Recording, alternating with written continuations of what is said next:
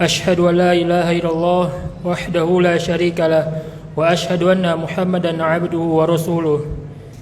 Puji syukur mari kita panjatkan kehadirat Allah Subhanahu wa taala yang mana telah diberikan kenikmatan, kesehatan sehingga kita bisa melaksanakan salat Isya dan salat tarawih yang sebentar lagi kita akan mulai. Salawat serta salam mari kita panjatkan kehadirat Nabi Muhammad sallallahu alaihi wasallam beserta keluarganya dan para sahabatnya hingga hari kiamat nanti. Kami dari Panitia Ramadan 1446 Hijriah akan menyampaikan beberapa informasi yang diantaranya ceramah dan imam tarawih. Untuk penceramah pada malam hari ini yaitu Ustadz Dr. Mariono dengan tema jadikan bulan Ramadan sebagai sarana peningkatan ibadah. Dan untuk imam tarawih pada malam hari ini yaitu Ustadz Zafran Al-Anwari. Teknis sholat tarawih yaitu 8 rakaat dengan 2 rakaat salam dan witir 3 rakaat salam. Selanjutnya laporan keuangan saldo kas pada tanggal 3 Maret 2025 sebesar Rp8.600.000.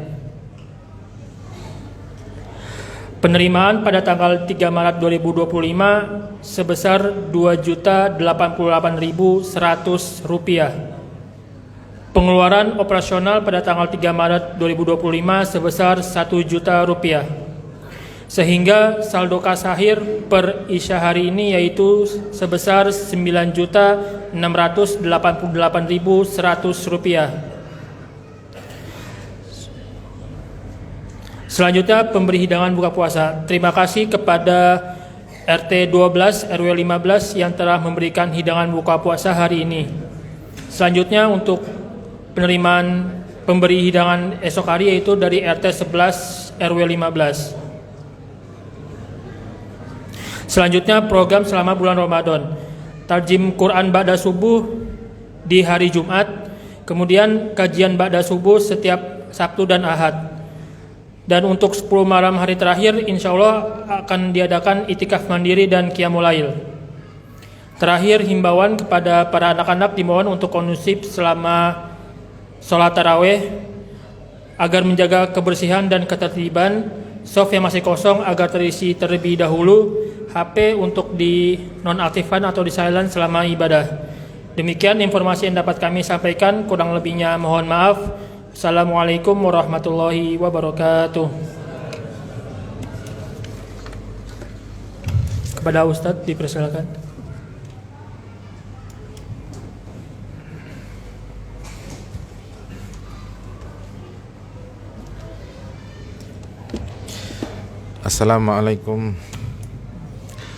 Assalamualaikum warahmatullahi wabarakatuh.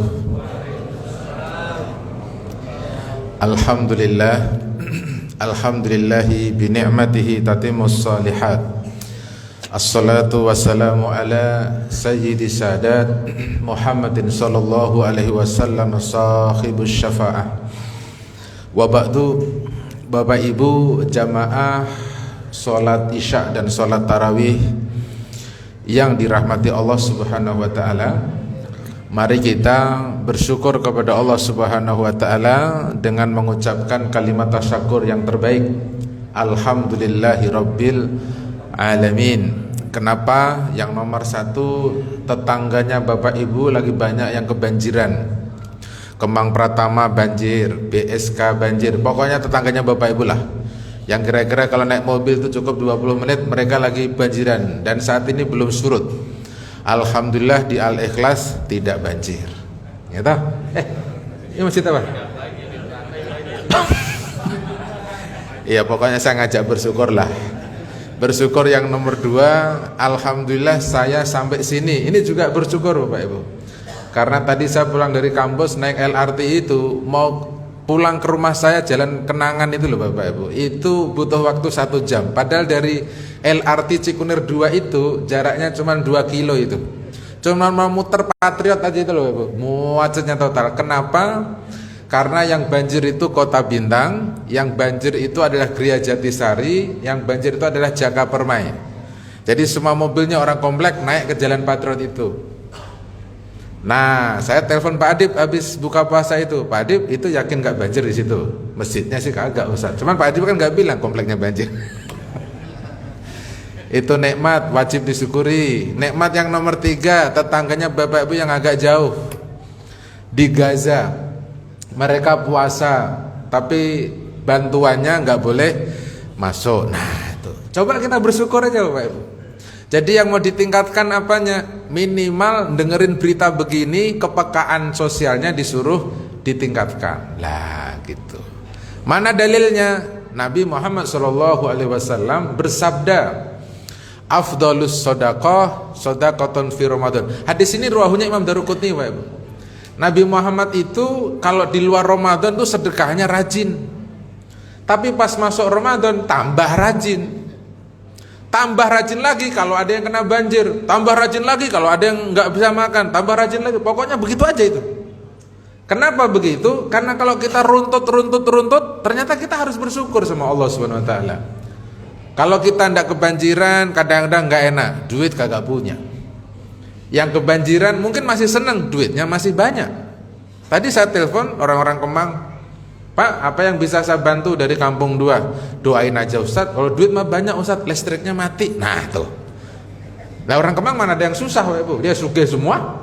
Cuman masjid Kemang 3 itu banjir, ada kali setengah meter dalam masjidnya, Ibu. Padahal itu masjid sudah tinggi sebenarnya.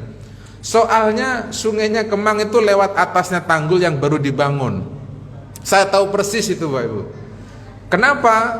Kalau mereka itu sedang ada musibahnya, ya mari kita bantu. Bantunya terserah. Bapak Ibu boleh mendoakan, Bapak Ibu boleh berempati, apa saja. Yang penting kita tingkatkan ibadahnya kita, kepekaan sosialnya kita kepada orang lain yang sedang membutuhkan bantuan. Satu itu. Yang nomor 2, saya pulang dari Mekah itu hari Minggu, Ahad kemarin lah ya. Jadi puasa pertama saya tuh tahu persis di Mekah itu seperti apa. Sebenarnya yang bikin Mekah susah itu, Bapak ya, susah untuk masuk ke dalam masjid. Nah itu penting itu, Bapak. Kenapa susah? Karena seluruh dunia orang datang ke Mekah pengen sholat di dalam masjid. Itu jelas itu, Bapak. Jadi kenapa hotel-hotel yang di sekeliling Mekah itu kok ada polisinya banyak, mulai yang bajunya warna hitam, loreng, polisi pamong praja, polisi lalu lintas, pokoknya polisi itu semuanya ada di situ. Kalau mau puasa Ramadan, untuk apa sih Bapak Ibu? Mengamankan semua orang yang mau sholat di dalam Masjidil Haram. Terus kita yang ada di duta, bagaimana nih caranya meningkatkan ibadah? Mereka yang janji pahalanya besar aja mau masuk masjid itu susah. Loh, masjid ini loh masih longgar, belakang udah kosong sita. Artinya tidak perlu ada polisinya, tidak perlu dijaga-jaga. Bapak udah datang ke masjid ini tuh aman. Datang jam berapa aja boleh. Itu artinya apa? Bahwa kita kalau Ramadan itu disuruh meningkatkan ibadahnya. Ibadahnya apa kalau di masjid? Ya nomor 1 pasti sholat, Bapak Ibu. Kalau di Masjidil Haram ya tawaf. Sehingga 2 kegiatan ibadah yang disebut di dalam Al-Quran surat Al-Baqarah itu yang disampaikan oleh Ibrahim kepada Bapak Ibu, wa ahidna ila Ibrahima wa Ismaila an tahhira baitiya lit-taifin wal akifin warruka'is sujud. Dan kami perintahkan kepada Ibrahim dan Ismail untuk mensucikan rumahku, masjid. Ini kalau Ramadan masjid ini suruh disucikan. Pakai apa? Ibadah. Ibadahnya apa? 1 tawaf. Bapak Ibu kalau tawaf di sini kan nggak boleh, gitu. Yang nomor 2 bisa, namanya iktikaf. Lah, selama masjid ini dibuka Ramadan, pesan saya AC-nya tolong jangan dimatikan, ya. Karena yang mau beribadah itu orang iktikaf ini yang dicari ini. Masjid ini digunakan untuk iktikaf. Kenapa kok iktikaf? Karena Rasulullah Shallallahu Alaihi Wasallam ya'takif fi awal Ramadan wa ausatihi wa akhir Ramadan. Nah, itu dalilnya itu, Bapak Ibu. Nabi Muhammad itu iktikafnya mulai dari awal Ramadan, pertengahan Ramadan, akhir Ramadan. Bagaimana caranya mengerjakan Nabi? 1 pekan pertama atau 10 hari pertama beliau itu iktikaf misalnya 1 jam, nanti naik lagi 2 jam, nanti naik lagi 3 jam, terus aja tuh pokoknya grade-nya naik. Sehingga Bapak Ibu biar ketahuan Ramadan itu jadi peningkatan ibadah, butuh ada schedule-nya. Kayak kayak anak-anak SD dulu ada buku agenda Ramadan. Sholat duhur tanda tangan sama imam, itu bagus. Ya cuman masa kita udah tua-tua suruh begitu, Bapak Ibu ya. Rak tuman tuh kata orang Jawa ya. Yus nggak usah lah.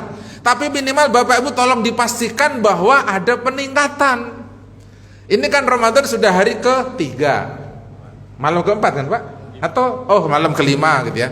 Artinya sudah ada grafiknya itu. Kalau kemarin iktikaf hari pertama 1 jam, berarti keduanya 2 jam, 3 jam, 4 jam, sudah masuk ke 5 jam. Jelas. Yang mau ditingkatin itu jelas. Terus apa kegiatannya kalau iktikaf itu? Orang kalau iktikaf itu kegiatan yang paling baiknya itu disebut dalam kitab-kitab fikih. Bapak Ibu nanti kalau mau nyari Lailatul Qadar itu, kegiatan yang paling keren nomor 1 adalah sholat. Sholatnya apa? Ya bisa tarawih, ya qiyamul lail lah pokoknya. Nah sholat tarawihnya itu tolong dibikin kayak di Mekah itu. Sholat tarawihnya itu sampai jam 1 malam, itu ronde pertama itu Bapak Ibu. Nanti kalau masuk ronde terakhirnya kan sampai pagi itu. Artinya apa? Mekah juga sama punya program ibadahnya itu naik ke atas. Gitu Bapak Ibu. Jadi bukan dibikin turun. Kemarin tenda luar penuh, ya jalanan ditutup hari pertama itu, sekarang dibuka, lah kan turun tuh kan? Kenapa kok penuh? Wah, hari Sabtu Bapak. Kan sudah masuk hari Senin tuh. Mulai Senin, Selasa, Rabu saya sudah ke kampus, gembol-gembol tas, badan sudah pegel. Gimana kalau nggak mau kurang? Otomatis yang lainnya ngikut. Dan apa ya Bapak Ibu? Karena iktikaf ini adalah salah satu Bapak, ya, kebiasaannya Rasul Muhammad SAW. Nah mari kita kerjakan biar agak mudah, tidak terlalu tabu fikih tentang itikafnya. Imam Nawawi dalam Muhadzabnya beliau mengatakan begini, kalau Bapak Ibu pengen mencari pahala itikaf, ini kata beliau ya, sholla rok'ataini summa yajlis biqadri subhanallah salasa marrat yahsul sawabul mu'takif. Bapak Ibu cukup sholat sunnah di Masjid Al-Ikhlas ini 2 rakaat, kemudian niat beriktikaf di masjid ini, lalu diam kira-kira membaca tasbih 3 kali, subhanallah walhamdulillah wala ilaha illallah wallahu akbar wala khawla wala quwata illa billahil aliyyil azim, 3 kali saja Bapak Ibu. Maka Bapak Ibu dapat pahala iktikaf. Nah itu kan sesimpel itu untuk meningkatkan ibadah di Ramadan. Segampang itu Bapak Ibu. Kalau yang mau ditingkatkan adalah iktikafnya gitu ya. Kemudian yang nomor 3 Bapak Ibu, di Mekah itu ada model pola ibadah namanya buka puasa. Itu juga wajib ditingkatkan kepekaannya itu. Yang pengen makannya rutop itu wajib buka puasa di dalam masjid adanya. Kalau pengen makan nasi kembuli, biryani, bukhari, kambingnya kepalanya masih nyengir gitu ya, itu adanya di halaman masjid. Itu maknanya apa sih Bapak Ibu? Bapak Ibu disuruh meningkatkan cara konsumsinya yang bagus, cara konsumsinya yang benar. Sekarang kita kasih contoh. Ini kalau di Al-Ikhlas ini ngajian buka bersama, di dalam masjid ada rooftop, ada zam-zam gitu. Terus di luar sana ada nasi pagi sore, gitu. Ada teko, ada apa lagi yang paling enak? Saya nih sukanya pagi sore aja paling contoh gitu ya.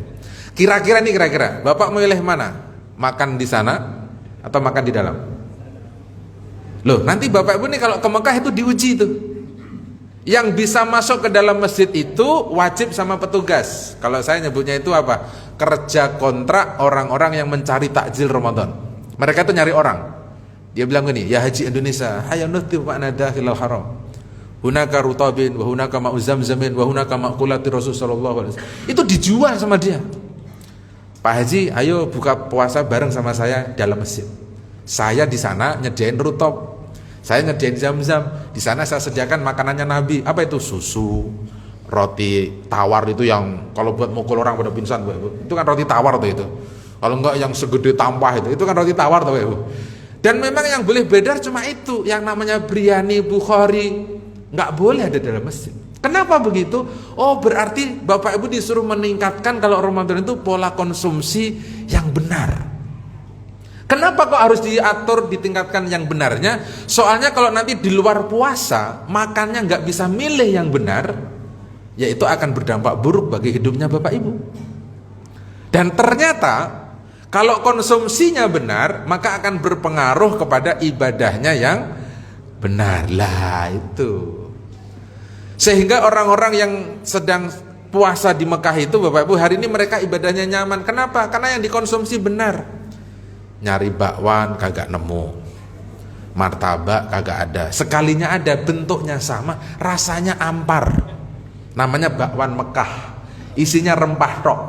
Jadi togenya kagak ada, wortel kagak ada, terigunya kagak ada. Tapi bentuk sih sama, Bapak Ibu. Rasanya ampar, semangat kagak, lemes iya kita. Wah, ini bakwan, ternyata bukan. Rasanya rempah tok, misalnya begitu. Nah, itu berarti apa? Yang wajib ditingkatkan adalah pola konsumsi. Gitu ya. Udah, yang nomor 4. Bapak Ibu, puasa Ramadan itu mengajarkan Bapak Ibu serba sedikit. Sahur sedikit, buka puasa sedikit. Bapak berani nggak habis puasa Allahu Akbar, langsung makan 1 piring nambah gitu? Pernah begitu? Rayu Rawono atau itu? Rata-rata orang baru konsumsi kurma sedikit aja perutnya itu kudu sakit dulu. Perutnya kaget nih, ya diem dulu gitu. Karena puasa ngajarin yang sedikit, itu maknanya apa? Tolong ditingkatkan kedekatannya sama Allah Subhanahu wa Ta'ala. Selesai puasa, kita lanjutin ayat setelah selesai puasa itu. Ya ayyuhallazina amanu la ta'kulu amwalakum baina amwalikum. Jangan makan hartanya orang dengan cara yang salah. Karena kita ini cuma butuh makan yang sedikit, tidak perlu banyak. Tidak pernah kita makan banyak. Yang dimakan itu sedikit. Kenapa harus salah? Kenapa harus keliru? Kenapa harus tidak benar? Maka bahwa menghadirkan, membiasakan yang sedikit baik dan benar, itu akan membuat Bapak Ibu selamat setelah nanti berpuasa. Jadi tolong ditingkatkan betul itu makanan-makanan yang baik setelah nanti kita selesai puasa gitu. Yang nomor selanjutnya, Ramadan itu satu paket ayatnya Bapak Ibu disuruh baca Quran. Ini kayaknya mutlak Bapak Ibu. Kenapa? Karena Nabi Muhammad SAW setiap malam-malam Ramadan itu Jibril itu datang ke Nabi. Bapak Ibu kalau pergi ke Madinah itu ada pintu 38. Kalau 39-nya itu babun nisa, maka 38-nya adalah babul Jibril, 40-nya itu babul baki. Nanti ditengok ya. Itu namanya babul Jibril itu, kenapa kok ditulis babul Jibril, pintunya Jibril? Berarti malaikat Jibril itu datang ke Nabi Muhammad selalu lewat satu pintu. 2005 pintu ini dulu masih dibuka 24 jam. Semua orang boleh masuk situ. Tapi setelah jamaahnya pada nggak-suritin peci, sorban, wah bahwa ini ada berkahnya gitu kan. Akhirnya kan pintu itu sekarang ditutup, babul Jibril itu ditutup. Tetapi banyak sekali hadis Nabi yang meriwayatkan bahwa Jibril itu selalu datang lewat pintu itu, sehingga dikasih namanya pintu babul Jibril. Lihat faktanya, setiap malam Nabi itu datang ke Nabi Muhammad. Apa yang dilakukan oleh Jibril? Ya tadarusuna bainahu. Malaikat Jibril itu tadarus bareng Nabi. Nabinya baca, Jibrilnya itu ngoreksi. Nabinya baca, Jibrilnya itu memastikan kebenarannya. Kalau Nabi Muhammad yang diturunkan Al-Quran saja masih tadarus sama Jibril gitu, masa iya kita ndak? Kalau Nabi aja yang sudah punya kuncinya surga nggak lewat pintu puasa saja masih tadarus begitu, masa ya kita ndak? Gitu loh Pak Ibu. Sehingga selama Ramadan kalau tidak bisa hatam Al-Quran, minimal huruf hijaiyahnya selesai. Beli Iqra lah gitu, gampangnya gitu ya. Jangan sampai kayaknya kita itu wah sering, tapi yang pokok-pokok malah nggak dibaca, Qurannya nggak bunyi. Padahal Ramadan itu momentum untuk memulai. Coba aja buka Iqra Pak Ibu.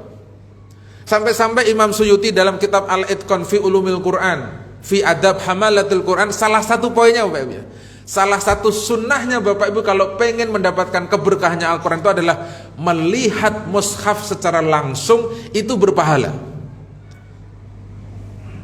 Lihatin Quran langsung dulu Bapak Ibu, berpahala.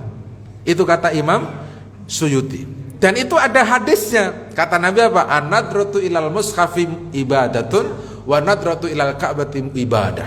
Lihat mushaf secara langsung, maaf Bapak Ibu, bukan lihat handphone. Bukan lihat handphone, lihat mushaf.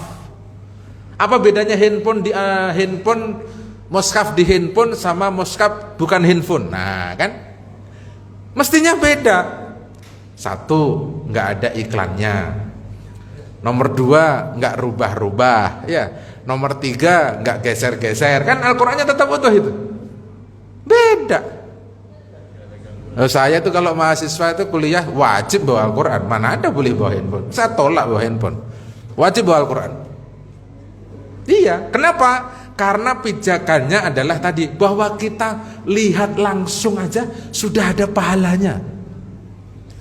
Terus saya pikir-pikir gitu ya, kenapa kok ada pahalanya? Ternyata pernyataannya Imam Suyuti itu diklarifikasi oleh muridnya Kahlani, Zarqoni yang punya Ulumul Quran. Apa klarifikasinya?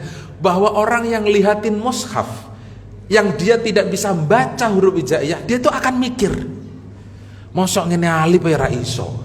Itu lho alif, ba, ta itu mosok ya ra iso. Sementara gawe anak lho iso, mosok mau alif ora iso. Itu kata Imam Zarqoni itu gitu. Itu anak aja kamu bisa bikin. Masa giliran Al-Quran aja alif aja kok gak bunyi. Ini apa Pak? Alif. Terus sampingnya apa? Ya alif lagi, misalnya begitu. Sampingnya lagi apa? Lah itu. Oh ternyata manfaatnya melihat itu, mikirnya itu jauh. Dokter gak bisa baca Quran, dia akan malu sama profesinya. Orang sakit dia sembuhin, sakitnya apa aja dia selesaikan. Masa Al-Quran gak bunyi? Mikir kan dia. Pengusaha, wah ilah, duitnya banyak banget tuh pengusaha, kemana-mana dapat duit. Masa huruf hijaiyah gak bunyi? Malu dia. Sehingga Ramadan itu Bapak Ibu disuruh meningkatkan bacaan Al-Qurannya, karena Nabi itu aja masih tadarus. Tadarus itu Bapak Ibu minimal 2 orang. Beda dengan tilawah, beda dengan kiroah. Kalau tadarus itu jelas kok wazannya kok. Darosa yadrusu darsan. Kalau di biziyadati ta'i wal alif jadi tafa'ala yatafa'alu tafa'ulan. Tadarosa yatadarasu tadarus. Apa maknanya tadarus? Lil mutawa'ah. Apa lil mutawa'ah itu? Enggak ada tisu Pak. Apa mutawa'ah itu? Mutawa'ah itu maknanya adalah saling Bapak Ibu, saling belajar. Nah itu namanya tadarus itu. Suami baca, istri dengerin. Bagus nggak Bapak Ibu? Halo? Ini takutnya itu dibalik. Yang lancar istrinya, suaminya uring-uringan. Kan itu aja itu masalah itu. Iya, mentang-mentang istrinya pinter gitu ya, suaminya tuh diguruin sama istrinya. Baca kok gelepotan begitu. Berantem bisa, tadarus kagak berantemnya itu. Gara-gara suaminya nggak lancar, istrinya coba. Tapi nggak usah malu, kan Bapak Ibu tuh di kamar. Ya. Nah, ada lagi tuh tambah. Istri suami tadarus, anaknya denger. Salah baca begitu. Nah, itu kan. Coba. Anaknya sudah pada misah semua, udah pada nikah, cucu pakai main ke situ. Aki baru belajar Quran begitu dia coba. Tapi ya nggak usah malu, memang faktanya ini Ramadan, suruh baca kita. Dulu kita belum sempat, mari kita baca. Bapak Ibu, alhamdulillah saya sudah pernah naik ke Jabal Nur. Jabal Nur itu tempat turunnya Al-Quran. Ya toh? Sekarang ada museum baru Bapak Ibu, namanya Museum Wahyu. Adanya di Dilarang Jabal Nur. Museum ini dibuat dalam rangka untuk mensosialisasikan bagaimana beratnya Al-Quran diturunkan, bagaimana gelapnya Mekah sebelum ada Al-Quran. Kemudian Mekah jadi bercahaya dan cahayanya sampai ke Duta Indah. Semua cahaya keberkahan itu adalah Al-Quran. Keberkahan itu muncul karena Al-Quran. Maka Al-Quran oleh Nabi Muhammad SAW suruh dibaca, bukan ditempel Bapak Ibu. Nempelin ayat kursi gitu ya. Saya kalau sampai hari ini belum tahu dalilnya itu nempel ayat kursi, belum tahu. Yang saya tahu ya baca ayat kursi ya, baca ayat kursi gitu. Nah, buat motivasi Bapak Ibu, karena urusannya Ramadan, hadis Nabi yang paling luar biasa antara sahabat-sahabat Rasulullah SAW yang pernah belajar dengan khulafa al-arba'ah langsung ke Nabi Muhammad. Ibnu Mas'ud dia mengatakan apa? Kunna nata'allamal Qur'an ma'a Abu Bakrin wa Umar wa Utsman wa Ali asru ayah walam yujawizuha hatta na'lamu ma fihi minal ilm wal amali. Saya dulu belajar Al-Quran langsung sama Abu Bakar, Umar, Utsman, Ali dan Rasulullah SAW. Kalau kami belajar itu cuma 10 ayat aja. Ini 10 ayat ini kalau Bapak Ibu cari temanya, misalnya ayat tentang riba, ya, ayat tentang mengikhlaskan hutang, ayat larangan ingkar janji, ayat larangan untuk menyakiti, ayat larangan merendahkan, udah selesai dari dulu itu Bapak Ibu. Sehingga perintah-perintah agama yang pokok-pokok itu sudah bisa kita kerjakan karena sudah belajar Al-Quran. Maka jangan sampai Ramadannya berlalu, Al-Qurannya tidak dibuka. Yang belum bisa baca, ya belajar dari Iqra misalnya, belajar pakai metode Bardi misalnya, pokoknya mau belajar aja deh. Itu yang harus ditingkatkan. Nah, yang perlu dikritisi Bapak Ibu, banyak orang tadarus itu tidak sesuai dengan aturan agama. Di kita ini ada orang modelnya tadarus, di tengah-tengahnya itu jaburan. Bapak Ibu tahu jaburan? Martabak, kacang, kopi, teh, itu di tengah-tengahnya. Tapi bukan di sini barangkali ya, bukan. Maksud saya masih ada orang tadarusnya gayanya itu begitu. Maaf Bapak Ibu, di kampung saya dulu waktu saya masih kecil itu ya, kalau saya baca Quran di ruangan utama ini, itu jaburannya itu sono di luar di bawah beduk. Beduk tahu beduk, beduk. Beduk itu masjid di kampung pasti ada beduknya. Di luar masjid utama, beduk sama kentongan. Jaburannya itu di sono. Seakan-akan saya diingatkan sama kiai kampung saya itu, kalau mau komunikasi dengan Allah, ya jangan disambi makan dong. Gitu loh, Pak. Kalau pengen ngobrol langsung sama Allah dengan Al-Quran, jangan disambi makan dong. Kan gitu aja tuh pesannya. Ini ada model-model gaya tadarus itu begitu halakohnya. Yang satu baca, yang satu ngocain kacang. Coba Bapak Ibu, ada nggak begitu? Ada. Yang satu baca, yang satu buka martabak. Padahal Al-Qur'annya jelas. Kalau ada tetanggamu baca Quran, didengerin dong, bukan ngocain kacang Bapak Ibu. Kan ayatnya jelas itu. Wa idza quri'al Qur'an fastami'u lahu wa ansitu la'allakum. Nah, jelas aja kan, turhamun. Sehingga betul apa yang disampaikan oleh Nabi itu, kam min qari'il Qur'an wal Qur'an yal'anuhu. Banyak orang yang baca Al-Quran, tapi Al-Quran tidak turun mukjizatnya, tidak turun berkahnya, tidak turun syafaatnya, tidak turun ketenangannya, tidak turun kebaikannya, tidak turun keberkahannya. Yang turun adalah laknatnya. Apa itu laknatnya? Habis baca Quran ribet hidupnya. Apa itu laknatnya? Habis baca Quran kagak ada enak-enaknya itu orang. Ketemu orang ya tetap asem, omongannya pedes, kecut, gula, plus legi misalnya gitu ya. Padahal sudah baca Quran mulutnya Bapak Ibu. Pesan saya kalau tadarus yang benar. Caranya bagaimana? Kayak Nabi Muhammad lah, berduaan sama Jibril, konsentrasinya penuh. Handphonenya disingkirin dulu.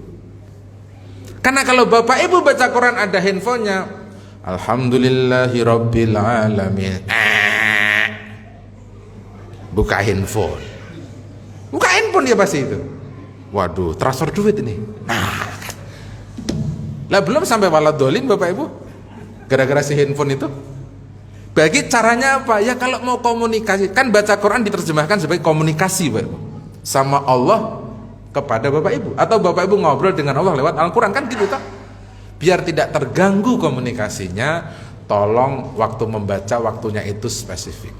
Kita kontrak sama Allah, ya Allah saya pengen tadarus setengah jam, Al-Qurannya betul dibuka, handphonenya jauh, urusan yang lainnya jauh, sehingga ada kesungguhan, ada kekhusyuan, ada tawaduknya, ada tadaruknya, ada duduk rapinya, ada pakai minyak wanginya, ada siwaknya, ada macam-macamnya.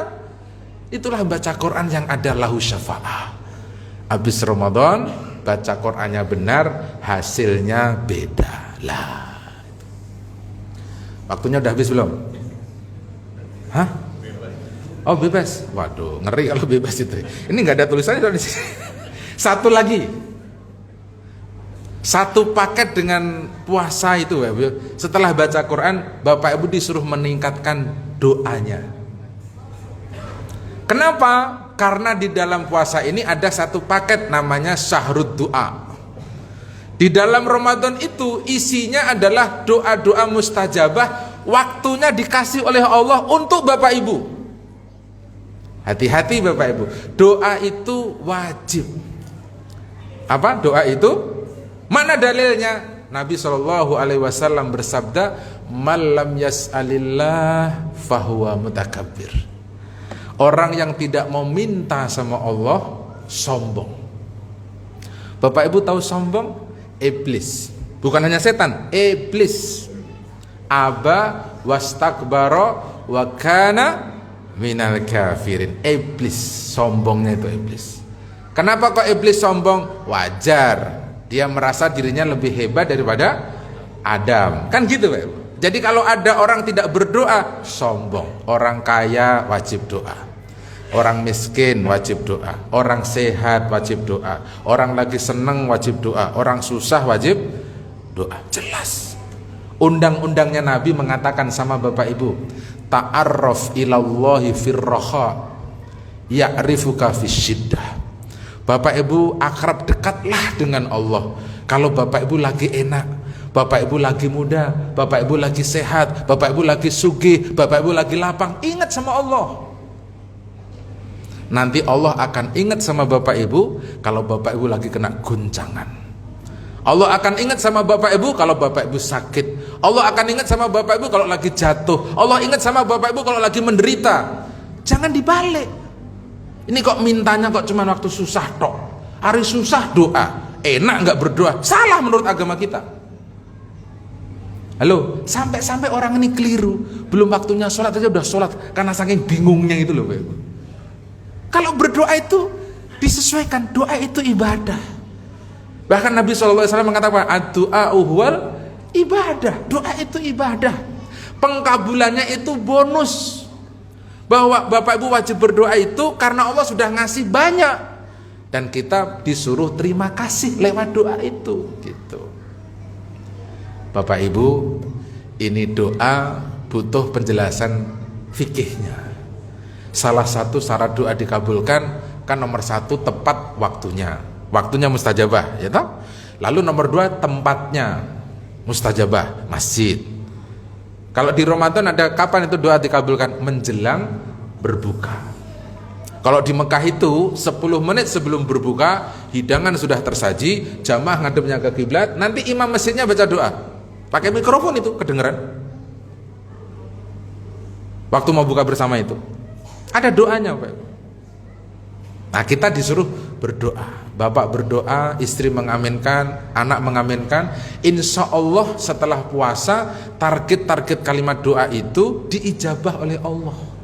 Siapa sih hidup ini yang gak punya target? Kan semuanya punya, semuanya pengen, semuanya mau mau apa, ya pakai doa. Doa nggak bayar Bapak Ibu. Pesannya Imam Malik bin Anas, ini pesannya beliau ya. Bapak Ibu kalau berdoa itu disuruh al-ilhah bi rububiyatih, mengulang-ulang keagungannya Allah dulu. Apa kata beliau? Idza qala al-abdu ya Rabb salasa marrah nazzarallahu ilaihi. Ini salah satu tipnya ini Bapak Ibu. Kalau kamu berdoa itu ulang-ulanglah keagungannya Allah. Misalnya apa? Allah minta ampun, berarti kan ya Ghafar, ya Ghafar, ya Ghafar. Dibacalah 3 kali itu kalimat. Itu kalau Bapak Ibu membaca 3 kali Asmaul Husna itu Allah baru lihat Bapak Ibu, belum mengabulkan, baru diintip sama Allah. Setelah Bapak Ibu masuk ke gelombangnya Allah, Allahnya sudah ada betul dalam hatinya gitu ya, pikiran kita itu, baru kita sebut, ya Allah, Engkau maha kaya,